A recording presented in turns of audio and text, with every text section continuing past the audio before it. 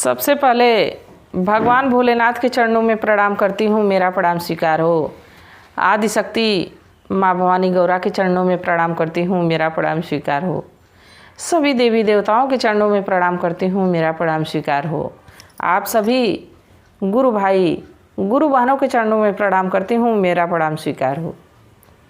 गुरु भाई गुरु बहनों, अगर जो आप लोगों को हमारी ये कथा अच्छी लगे, ये वीडियो अच्छी लगे तो प्लीज़ लाइक शेयर करिएगा, ताकि अगर जो आप लोग शेयर करेंगे तभी तो आपके दोस्तों तक, आपके मित्रों तक, आपके रिश्तेदारों तक ये कथा जाएगी महादेव की।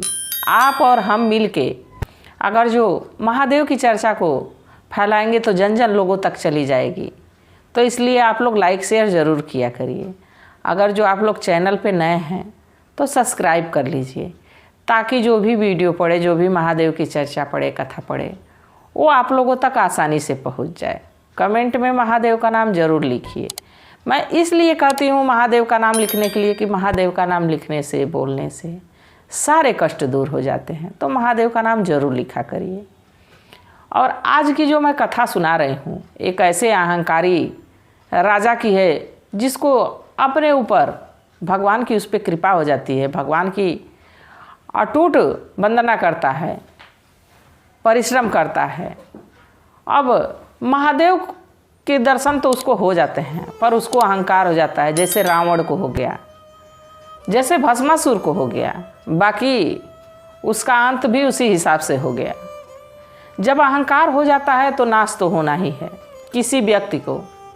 अब सोचिए, रावण तो महापंडित था, वो तो इतना विद्वान था कि इसको मारने वाला जान ही नहीं सकता था कि वो कैसे मरेगा, इतना विद्वान था। बाकी उसको अहंकार हो गया। अब जब अहंकार हो जाता है तो विनाश तो होना ही है। भस्मासुर को भी महादेव से ही वरदान लेके और महादेव के ही पीछे पड़ गया।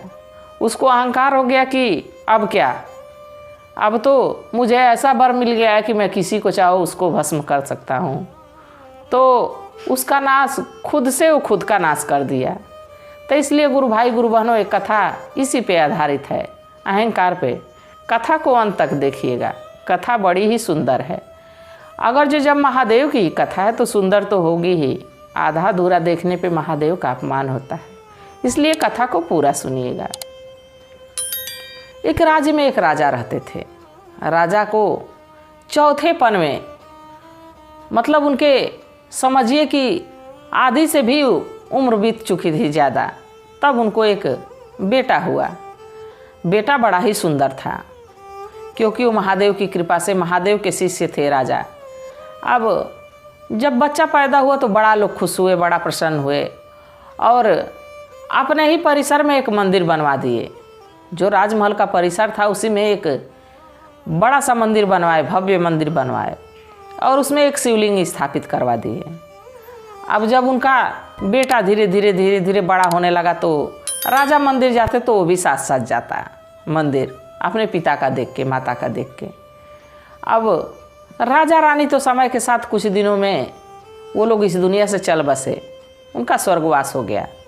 बाकी उनका बेटा राजा का वो लगा रहा महादेव की पूजा आराधना में।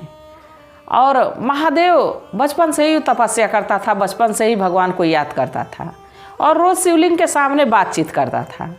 उससे महादेव इतना प्रसन्न थे कि उससे रोज़ वो शिवलिंग में से बात करने लगे, बातचीत करने लगे। अब धीरे धीरे उसको अहंकार होता गया कि हम तो इस पृथ्वी पे सबसे ज़्यादा विद्वान हैं, और सबसे ज़्यादा हम भगवान को मानते हैं, भगवान हमको मानते हैं। तो अब धीरे धीरे उसको अहंकार होने लगा कि भगवान तो हमारे हैं, हमारे इशारों पे करेंगे कोई भी काम, और हम तो विद्वान हैं। अब गुरु भाई गुरु बहनों, समय बीतता रहा। एक दिन राजा के दरवाजे एक भिक्षुक आए, महात्मा जी आए। महात्मा जी आए भिक्षा मांगने के लिए। तो महात्मा जी को कहा कि तुम हमारे दरवाजे भिक्षा मांगने आए हो, लग रहा है तुम महात्मा हो, कोई अच्छे पुरुष हो, भगवान को मानते हो, जानते हो। तो महात्मा जी कहे कि हाँ बच्चा, भगवान से हमारी स्नेह है, भगवान ही हमारे गुरु हैं, भगवान ही हमारे माता पिता हैं, हमारे बेटी बेटा हैं। महात्मा विवाह नहीं किए थे, वो सन्यासी थे। तो कहा कि तुम्हारे सब कुछ हैं पर हमारे जितना नहीं है। हमसे तो भगवान की बातचीत होती रहती है और हमारे जैसा ज्ञानी कोई है ही नहीं है। तो महात्मा जी उससे एक प्रश्न किए कि ये बताइए, आपकी भगवान से बातचीत होती रहती है और आप बहुत ही ज्ञानी पुरुष हैं, तो ये बताइए कि अगर जो व्यक्ति मर जाता है तो मरने के बाद शमशान घाट में क्या होता है? शमशान घाट में जब वो पहुंच जाता है, मरने के बाद उसकी शरीर को अगर जो मान लीजिए जला दिया गया, कुछ लोगों की बॉडी को दफना दिया जाता है, तो वहाँ लोग मरने के बाद लोग क्या करते हैं? अब ये बात राजा के बेटे के मन में घुस गई। अब उस प्रश्न का तो उत्तर नहीं दे पाया, बाकी उसके अंदर अब अहंकार आ गया। अब उसको जानने की कोशिश करने लगा कि महात्मा जी तो मुझसे प्रश्न किए और करके चले गए, अब इसका उत्तर मैं कैसे पाऊंगा, कैसे इस प्रश्न का उत्तर मुझे मिलेगा।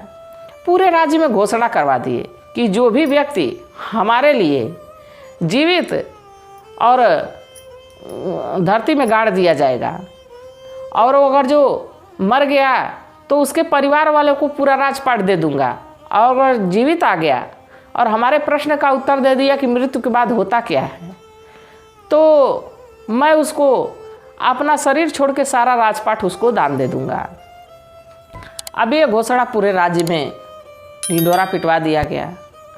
अब गुरु भाई गुरु बहनों, एक उसी राज्य में सेठ जी रहते थे। सेठ जी बड़े ही कंजूस थे, बहुत ही कंजूस थे। उनकी कंजूसी के चर्चे पूरे गांव में फैले हुए थे।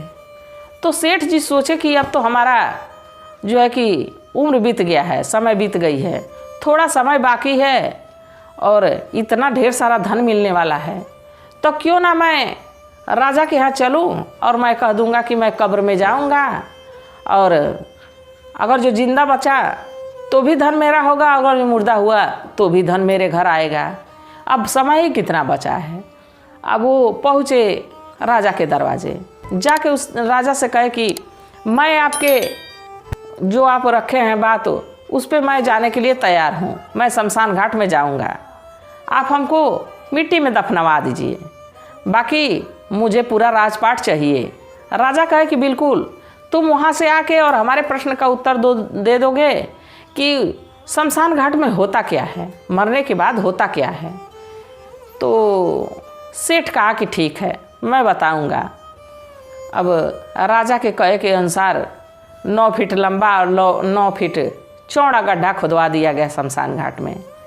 अब इधर जैसे बांस की टिकठी, सारे व्यक्ति जब मरते हैं तो बांस की, हरे बांस की जो बनती है टिकठी, उसी पे बना के और खूब सुंदर से कफन दफन करके और उसको उड़ा के फूल माला चढ़ा के और जैसे मुर्दा जाते हैं वैसे ही सेठ जी को अब राजा के सैनिक लेके जाने लगे शमशान घाट। जब शमशान घाट लोग जाने लगे तो हम लोग के यहाँ ये भी रीति है कि अगर जो कोई मर जाता है तो तलमा खाने का लावा, पैसा और चावल ये सब मिला के और जब जाने लगती है शव यात्रा तो उसमें लोग छिड़कते हैं। तो ऐसा ही लोग कर रहे थे। अब जितने सैनिक थे सब थोड़ा थोड़ा तलमा खाना, चावल और पैसा सारे लोग उस सेठ के ऊपर फेंक रहे थे, क्योंकि वो मुर्दा की स्थिति में सोए हुए थे। तो जब ये लोग फेंक रहे थे तो जो सेठ जी ऊपर सोए थे तो कंजूस थे ही। अब सोच रहे थे कि चावल भी आ रहा है, तलमा खाने का लावा भी आ रहा है और साथ में पैसा आ रहा है, तो अपना दोनों पैर उसी टिकठी पर से फैला फैला के और सोच रहे थे ऐसे फैलाऊंगा, हाथ फैलाऊंगा तो जो पैसा मेरे ऊपर आएगा उसको मैं रोक लूँगा। अब ऐसे ही करते वो शमशान घाट तक चले गए। अब थोड़ा बहुत तलमा खाने का लावा, पैसा और चावल उनके ऊपर ही गिरा, जो उनके पास ही रह गया। अब लोग शमशान घाट में लेके गए, गड्ढे में अब लकड़ी लगाना चारों तरफ से शुरू कर दिए कि लकड़ी लगा के और सेठ जी को डाला जाएगा तो इनके ऊपर मिट्टी नहीं जाएगी, नाक मुंह में मिट्टी घुस जाएगी तो ये मर जाएंगे, दम घुट जाएगा। तो इसलिए अब लकड़ी चारों तरफ शमशान घाट में गड्ढे में लगा रहे थे लोग। उसी समय एक औरत आई रोती हुई और जो गड्ढे खोद रहे थे सैनिक राजा के, उनसे रोने लगी, कही कि देखिए भाई, हमारा परिवार बड़ा ही बीमार है, हमारे पति बड़ा ही बीमार हैं और हमारे बच्चे 7 दिनों से कुछ भोजन नहीं किए हैं, कुछ खाए नहीं। आप लोग हमारी थोड़ी मदद कर देते तो कम से कम हमारे परिवार का काम चल जाता, हमारा पति ठीक हो जाता। अगर जो कुछ पैसे मिल जाते तो दवा मैं ले लेती और उसी में से कुछ अनाज पानी खरीद के अपने बच्चों को भोजन करा देती। तो सैनिक उसको डांट के भगाने लगे, कहे कि हम लोग कहाँ पैसा लेके आए हैं, हम लोग तो शव यात्रा में आए हैं, हम लोग एक मुर्दे को दफन करने के लिए आए हैं। तो औरत शव यात्रा देख रही थी, वो कही कि ये तो जीवित व्यक्ति है और इसको आप लोग धरती में गाड़ने जा रहे हैं।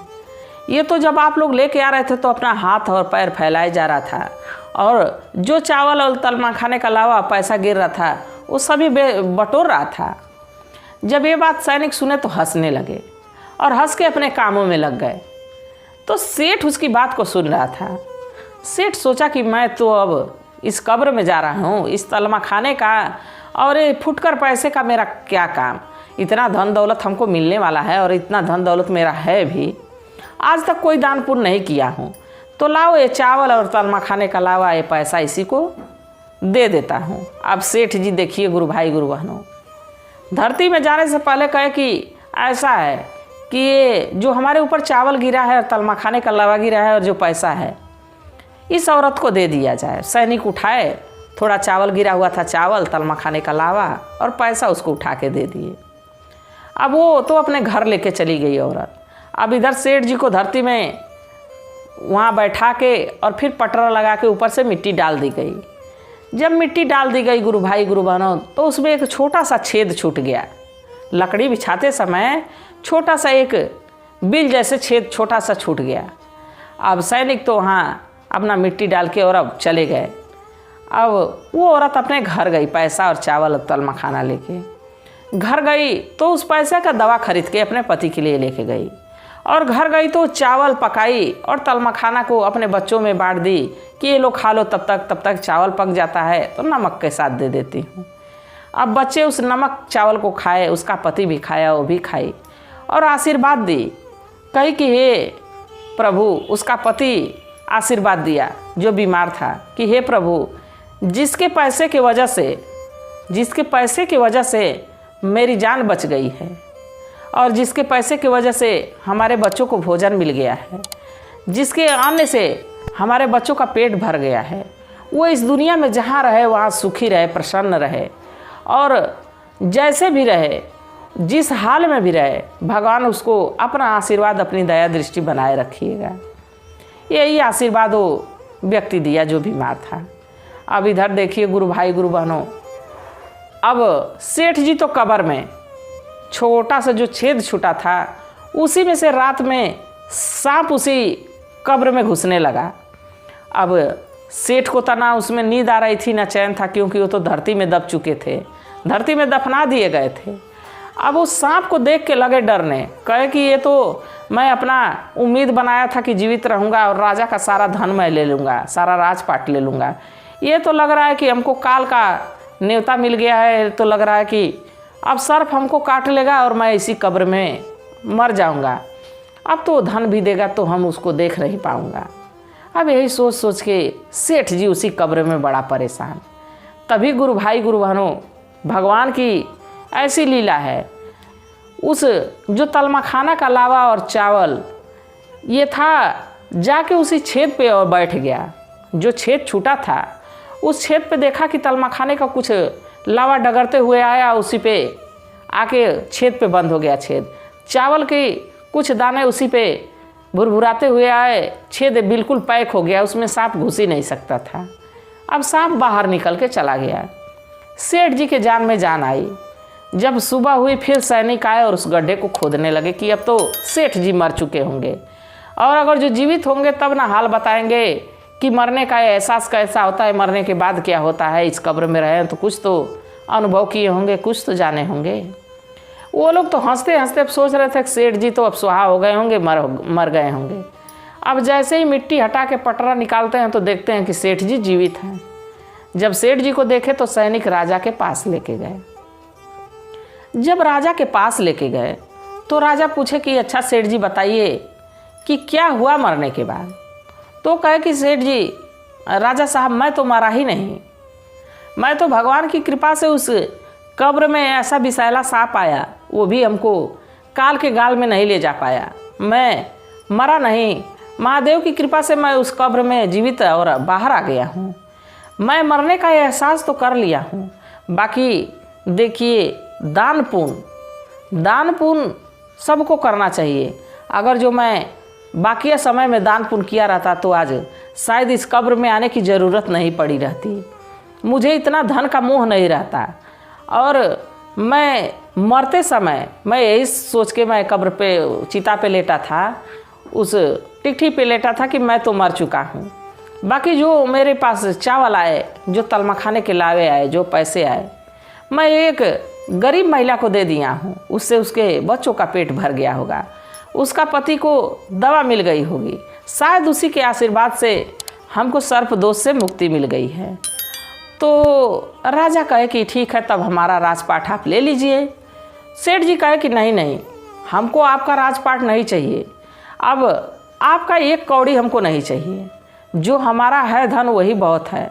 और मैं आज से बहुत दान पुण्य करूँगा और गरीब दुखियों की मदद करूँगा, ताकि मृत्यु के बाद हमको भगवान के लोक में जगह मिले। तो देखिए गुरु भाई गुरु बहनों, दान पुण्य का बड़ा असर होता है।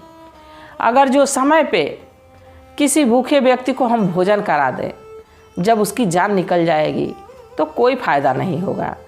अगर जो हम उसको 4 दाने अपने में से दे देंगे अनाज के, तो उसका पेट पल जाएगा, उसकी जान बच जाएगी। तो इसलिए दान पुण्य करना ज़रूरी है। देखिए अगर जो कोई कहीं फंसा हुआ हो किसी समस्या में, अगर जो हमारे वजह से उस समस्या से वो बाहर निकलता है तो उसकी मदद कर देनी चाहिए। क्योंकि भगवान भी यही कहते हैं कि हमारे पूजा पाठ से ज़रूरी किसी की जान बचाना है, किसी के साथ अच्छा व्यवहार करना है। जब आप अच्छा व्यवहार उसके साथ करेंगे, आप भूखे दुखों को भोजन कराएंगे, तो उसका आशीर्वाद आपको लगेगा। तो भगवान भी यही कहते हैं। और मैं भी महादेव से प्रार्थना करती हूँ कि हे भोलेनाथ, हे शिव गुरु, जो भी इस कथा को सुन रहा हो, देख रहा हो, उस पर अपनी दया दृष्टि बनाए रखिएगा। इसी कामना के साथ हर हर महादेव।